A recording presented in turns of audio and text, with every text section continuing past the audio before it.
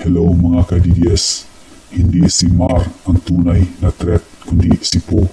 Kaya pinalabas nila palagi na nangunguna siya sa mga surveys para pag merong dayaan hindi ito masyadong obvious dahil nakafocus tayo kay Mar. Itong mga Apple moves ni Mar at ang desisyon ng Korte Suprema tungkol kay Po makes sense now. Gusto nila ng ating atensyon ay mapupunta kay Mar and away from Po. Kaya dapat one step ahead tayo. Kaya meron akong naisip na practical na paraan para kahit merong dayaan, meron tayong ebidensya. Una, tuwing eleksyon, magsuot tayo ng kulay red na shirt o kahit anong damit basta kulay red. Kung merong prentang Duterte yung shirt mo, pwede mong baliktarin ito inside out. Kunting sakripisyo na lang. Huwag mahiya. Or, pwede rin kayong bumili kung gusto nyo. Pero kung ako sa'yo, wala akong pake kung baliktarin ko. At magdala na rin kayo ng watawat o Philippine flag kahit gawa ito sa bond paper.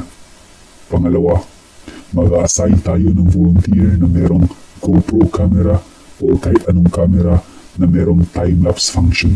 So, ang gagawin ng volunteer na ito ay videohan niya ang labas ng presinto in time-lapse mode. Tayong mga botante, dalhin na rin natin ating mga gadgets like smartphones or digital cameras and magtitake tayo ng pictures or photos sa labas ng ating presinto. Videos, photos don't lie. So, kapag natalo si Mayor at obvious sa mga photos or videos natin na halos naka-red lahat, then ma-justify natin ng ating pag-vote.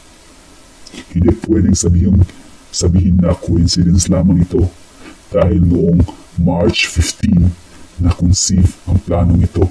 Makikita ninyo ang history sa planong ito sa Facebook. Pangatlo, sa mga OFWs dyan, before ninyo isend ang balota, please take a picture of your ballot. But please keep it, don't post it on social media because when the need arises, this will be our saving grace. Tandaan, all media in the Philippines are owned by oligarchs. So walang punto lahat ito pag nagdaya lang tayo.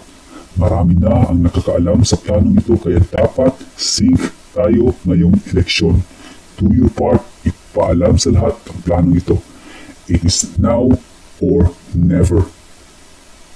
Kung meron lang akong pera, hindi ako magdadalawang isip na bumili ng 92,000 pieces of GoPro.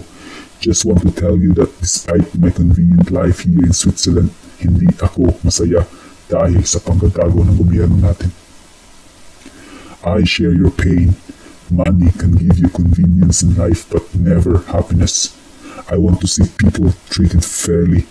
Kaya idol ko si Duterte. I strive for equality regardless of your status, gender, and beliefs. I don't want to just sit here and do nothing.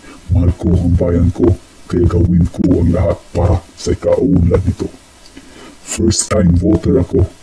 Na makita ko si Mayor na tumakbo, nagpaparehistro agad ako. Mga kababayan, pinatakbo natin si Mayor bilang presidente dahil gusto natin ng tunay na pagbabago. Kahit taliwas ito sa kagustuhan niya. Kaya ngayon, suklian natin siya dahil nangangailangan siya ng tulong natin. The battle now isn't about convincing others to vote for him, but to safeguard our votes, to protect our votes. Before, there was sandugo to signify unity. Blood is red. So please, ngayong eleksyon, magsuot tayo ng kulay red na shirt at swear and swear by God your allegiance to our beloved Philippines. Pagkatapos ng eleksyon, i-upload natin lahat ng mga videos and photos natin sa website by area kung saan kayo bumoto. So, kung handa kang tumulong kay Mayor para bantayan ng mga boto, please Pakiclick na lang yung link at mag-register sa website. I-connect na lang ninyo ang inyong Facebook account by clicking the Connect with Facebook button. Meron pa tayong isang buwan kaya please don't forget to register at pagsabihan na rin ninyo ang mga pamilya o kakilala nyo na sumali dito. Walang pera si Mayor para mag-hire ng mga volunteers kaya tulungan natin siya.